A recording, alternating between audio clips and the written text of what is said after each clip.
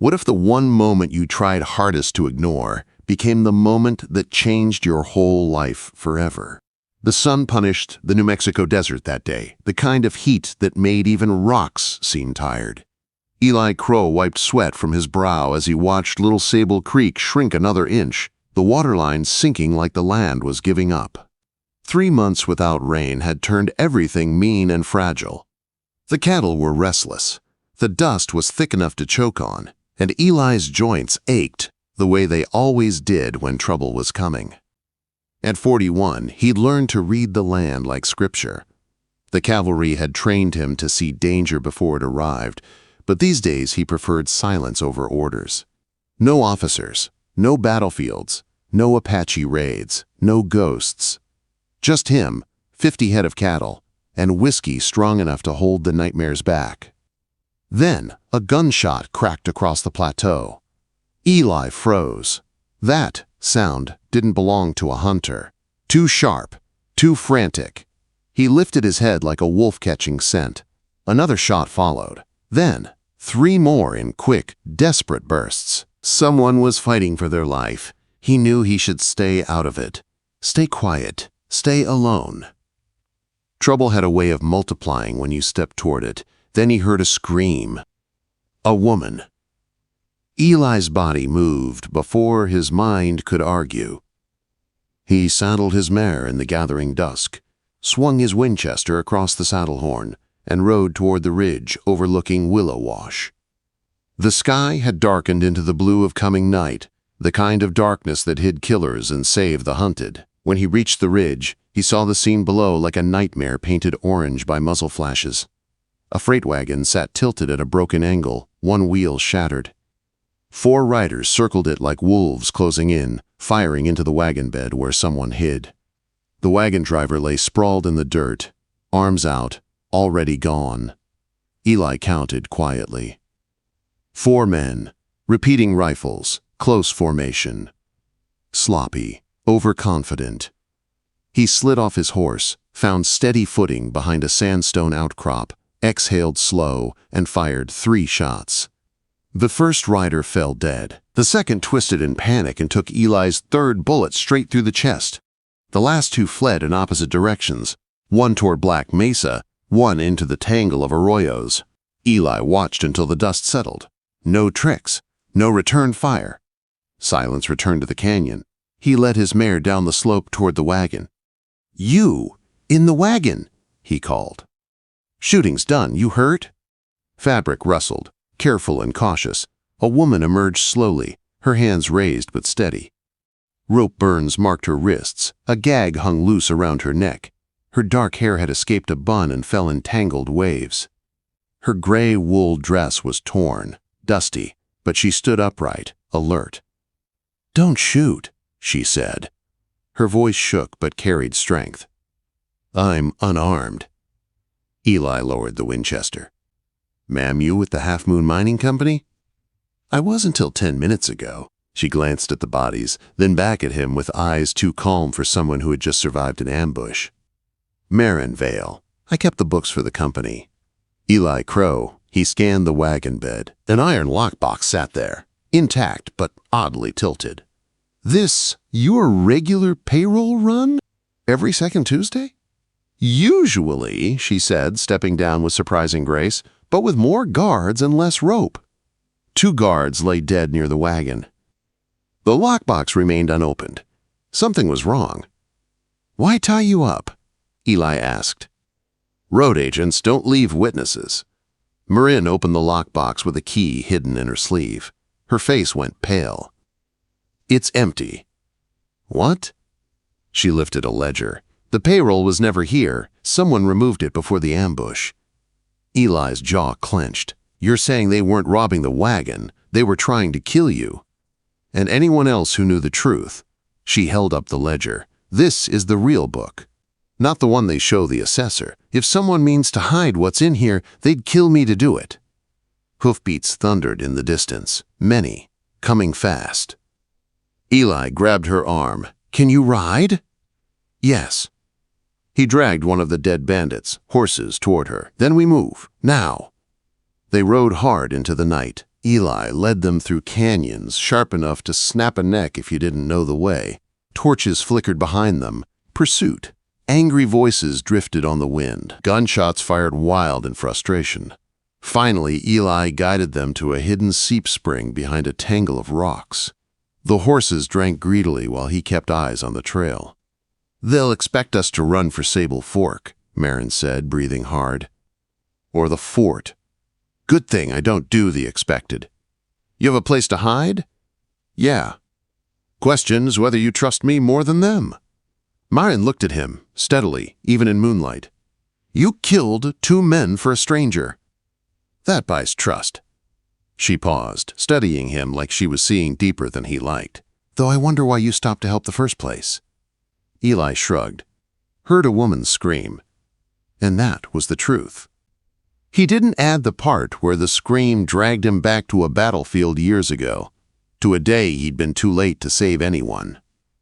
They reached his old line shack near midnight. Hidden in a hillside, invisible unless you knew where to look. He lit a lamp. The place was simple. A cot, a table, shelves with canned goods. Marin sank onto the chair, exhaustion finally breaking through. "You brought hell down on your own head for me," she said quietly. "Won't be the first time." Her wrists were raw. Eli cleaned and wrapped them carefully. "You said these were the real books," he said. "What exactly is in them?" Quote. Her eyes darkened. She pulled a folded paper from her boot, a wanted poster. Her own face stared back. Wanted for murder and theft. Reward, $400. "They're hanging everything on me," she whispered. "By morning, half the territory will hunt me." Eli looked from the poster to the woman. He saw fear, but also something harder. Courage. "Why should I believe you?" he asked. "You shouldn't," she answered honestly. "A smart man would turn me in." Then she held up the ledger. But a smart man might also wonder why they printed wanted posters before the attack, and why men came to kill a bookkeeper instead of steal a payroll. Eli poured whiskey into 2 tin cups. He made his decision. And it would change everything. The desert taught people one lesson over and over again. When the sun rises, trouble rises with it. Eli Crowe learned that truth all over again the next morning. He and Marin left the line shack before dawn, riding through broken country where shadows still clung to the rocks. The horses moved slow at first, tired from the night before, but Eli pushed them on. The sooner they reached deeper canyon country, the better their chances of staying alive. Marin kept the ledger wrapped tight against her chest. Eli noticed her hands still trembled sometimes from the shock, but her eyes remained sharp. Every now and then she turned, scanning the back trail the same way he did. "You think they're still coming?" she asked quietly. "They won't stop," Eli said. "Not until they're sure you're dead." "And you?" she asked. "Why risk yourself for someone you just met?" Eli didn't answer. The truth was too heavy for early morning. He just kept riding. By mid-morning, they reached a narrow wash with walls steep enough to hide from distant riders. Eli pulled them into the shade. The silence there felt thick, like the world held its breath. Marin took a drink of water, then worked her fingers over the ledger's cover. "I kept 2 sets of books," she explained. "One for the owners back east, one for the truth." "What kind of truth?" Eli asked. "Fraud, fake taxes, land seizures, and," she hesitated, her voice catching, "children being forced into work at the mines. They call it apprenticeship. It's slavery." Eli felt something cold settle in his chest. "And they blame you for it." They needed a scapegoat, someone small, someone alone. "You're not alone anymore," Eli said. She looked at him, unsure if she should believe it. Before she could answer, Eli stiffened. Hoofbeats, soft, distant, but getting closer. He pushed Marin down behind a fallen log and crouched beside her. Dust rose at the end of the wash, the kind that meant multiple riders. Marin's breathing quickened. "Eli!" "Stay quiet." 2 men appeared, scanning the trail. Their rifles angled outward as they rode slow, too slow. These weren't simple bandits. These were men trained to track. Pike's men, no doubt. Eli waited until they passed, then whispered, "We move now." They rode hard again, miles over twisting paths. Eli chose the most dangerous ground because it was the least expected. Loose rocks slid under the horses' hooves, cliffs rose on both sides, and there were long minutes where one wrong step would have meant death. Marin said nothing, but he felt her trust settle over him like a weight and a gift both. By late afternoon, the sun turned the sky white with heat. They stopped at a box canyon where tall stone walls hid them well. Eli dismounted, checking the horses' legs. Marin sat on a cool patch of shaded rock, rubbing her wrists. "Eli, what are we going to do with this?" Quote. She held up the ledger. "We get it to someone who can help," Eli said. "Someone outside Pike's Reach." "Who?" Eli thought. "A priest down in Sable Fork, Father Lyle. He's honest." "You trust him?" "I trust he hates corruption more than he fears dying," Eli said. "That's enough." Marin nodded, staring at the ledger like it was both salvation and curse. "Eli," she said softly, "those men yesterday, they knew my name. They knew where I lived. They knew everything." "They won't get you," he said. She looked at him then, really looked at him, and for a moment the fear eased from her face. In that moment, she didn't look like a hunted woman. She looked like someone who hadn't given up hope. They ate dried meat and shared the small shade. For a while, the heat was all they could hear. Then Marin spoke again. "You were in the cavalry?" "Once." "What made you leave?" Eli's jaw tightened. He didn't talk about it, ever. But Marin watched him with quiet patience, and he felt something open in him. "They sent me on a raid, said a village was hiding warriors." "It wasn't." "And you've been carrying that ever since," she said quietly. "Some weights don't drop easy," Eli said. She didn't tell him he wasn't to blame. She didn't offer soft comfort. She just sat beside him, close enough their shoulders touched, and somehow that meant more. Before dusk, they moved again. Eli led them through twisted canyons he knew as well as his own scars. The sun bled out across the sky in red streaks, and night rose slow and heavy. They reached another hideaway, a hollow between two boulders where wind never reached. Eli gathered dry brush for a small fire, just enough for warmth. Marin settled on the ground, pulling her knees close. "Eli, do you think we'll get out of this alive?" He sat across from her, staring into the tiny flame. "I can't promise that, but I can promise I won't let anything happen to you without a fight."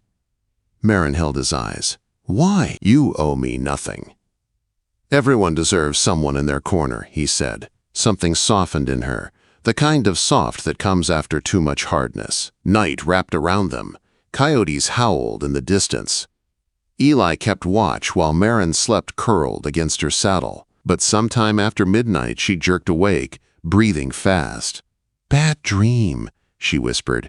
Eli nodded. "The kind that stays with you." She didn't go back to her spot. Instead, she sat closer, shoulder touching his. After a long silence, she whispered, "I don't want to be alone tonight." So Eli sat with her. He didn't touch her, didn't rush anything, didn't say words he wasn't ready for. But he stayed beside her while the fire burned low, while the desert breathed around them. And for the first time since he'd found her in that broken wagon, Marin Vale slept without fear. When dawn came, Eli saw something he didn't expect. Tracks. Fresh ones. Men on horses. Coming straight toward them. The hunters had found the trail. "Marin," he said, helping her up. "It's time to run." And together they rode into the rising sun, danger closing in from behind. The desert sunrise burned red behind them as Eli and Marin raced across the hardpan. The fresh tracks behind them meant one thing. Pike's men had found their trail, and they were closing fast. The air tasted dry and sharp, like the whole land held its breath for what came next. Eli rode ahead, guiding them into a narrow stretch of broken rock where only one horse could pass at a time. The ground here was jagged and harsh, but it was the only path that could slow their pursuers. Marin stayed close behind him, gripping the saddle horn with one hand and the ledger with the other. Her face was tight, but her eyes were steady. She wasn't the frightened bookkeeper from the wagon anymore. She was different now, sharper, stronger, shaped by danger and truth in equal measure. "They'll catch us if we stay in open country," Eli called over the pounding hooves. "Then where?" Marin shouted back. "South Canyon, then the Ridge, then Sable Fork." She nodded, trusting his judgment without question. Eli didn't take that lightly. Trust in the desert was worth more than gold. They rode hard until the rock walls opened into a wide basin. The sun climbed higher, throwing long shadows across the sand. Eli stopped abruptly, raising a hand for silence. Marin slowed her horse, breath-catching. "What is it?" Quote. Eli pointed at the ground. Tracks again. But these were different. 3 horses, moving fast, coming toward them. "They're trying to cut us off," Eli said. "Push us back toward the men behind us." "So we're trapped," Marin said. "Not yet." Quote. Eli swung down from his horse and touched the tracks. Warm, minutes old. He looked across the basin where the land sloped toward a narrow slit in the rocks. "That's our way out," he said. "But we'll have company." They mounted up again. As they pushed toward the rock slit, Eli spotted dust rising on both sides. 3 riders ahead, 2 behind. They were getting boxed in. Marin saw it too. "Eli." "Stay close to me," he said. The 3 riders ahead appeared over a ridge, guns ready. Eli didn't slow. He aimed his Winchester, fired once, and forced one rider to dive for cover. Marin followed his lead, spurring her horse hard. Gunshots cracked the morning open. The horses thundered through the slit, brushing rock walls so close their riders' boots scraped stone. Bullets sparked against the rock, ricocheting off into nothingness. One man got a shot off that tore through Eli's sleeve, grazing the skin beneath. He grunted but didn't slow. Once they burst through to the other side, Eli yelled, "Go left!" "The wash," quote. Marin followed without hesitation, and together they plunged into a twisting, dry riverbed. The walls rose tall on both sides. The sound of pursuing riders echoed behind them. Hooves pounded the earth. Shouts chased them. Dust rose into a choking cloud. Marin risked a glance back. "They're gaining." "I know," Eli said, jaw tight, "but they're not the only ones." Ahead of them, where the wash opened into a wide bend, stood a figure on horseback, a woman, calm, tall in the saddle, federal badge gleaming on her vest. Marin gasped, "A marshal?" The woman raised a rifle. "Eli Crowe, Marin Vale, drop low." Eli didn't question. "Down, Marin." They ducked. The marshal fired once. A rider behind them fell from his horse. 2 more shots followed. Quick, precise. The pursuit scattered like startled quail. When the wash cleared and silence swallowed the echoes, the marshal lowered her rifle. "Name's Catherine Bright," she called. "Federal Marshal. Father Lyle sent for me."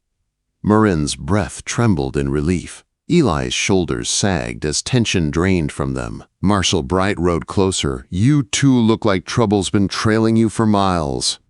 "Trouble's been trying to kill us," Eli said. "We've got proof," Marin added, holding up the ledger. "Everything Pike's been doing. The false books, the land thefts, the children forced into work at the mines, everything." Bright's eyes narrowed. "Show me."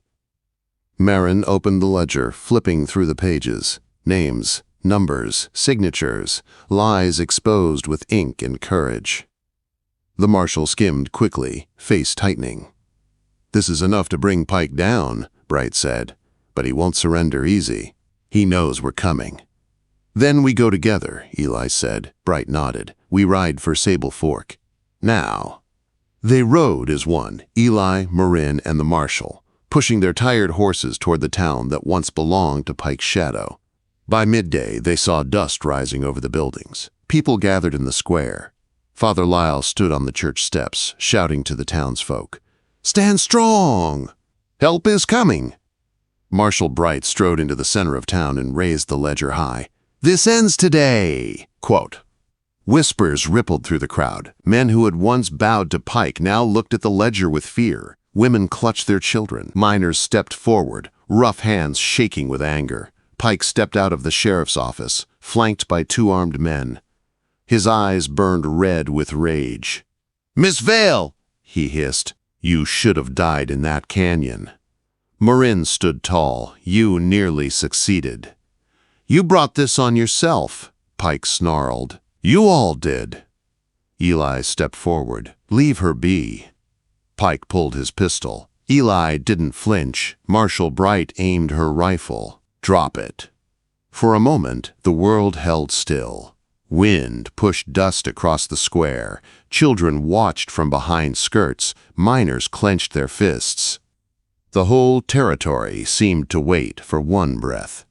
Then, Father Lyle spoke softly. "This town has lived in fear long enough."